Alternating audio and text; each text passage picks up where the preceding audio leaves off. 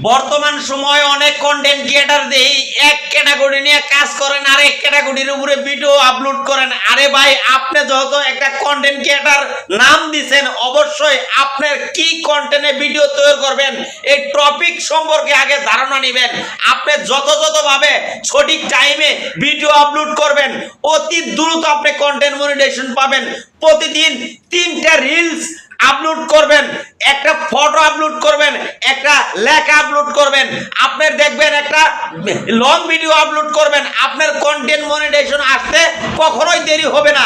আপনি যেগুলো সঠিক নিয়ম মানে আপনি যেগুলো কাজ করেন, ফেসবুক প্ল্যাটফর্মে যত আসছেন, আপনি যেই টপিকটা নেবেন ঠিক ওই টপিকের উপরেই আপনি ভিডিও আপলোড করবেন। আপনি ক্যাটাগরি সেট করছেন একটা, আপনি ভিডিও আপলোড করেন আরেকটা। এই বিষয়গুলো আপনি মেনটেন করে চলতে হবে রে ভাই। আপনি যদি গেলে নিজে এই সব কিছু খেয়াল না করেন, আপনাকে আরেকজন স্মরণ করে দিবে না। অতএব নিজের দায়িত্ব নিজেরই পালন করতে হবে। সঠিকভাবে কখন কিভাবে ভিডিও ছাড়বেন সেটা আপনার মেন্টালি ঠিক করতে হবে।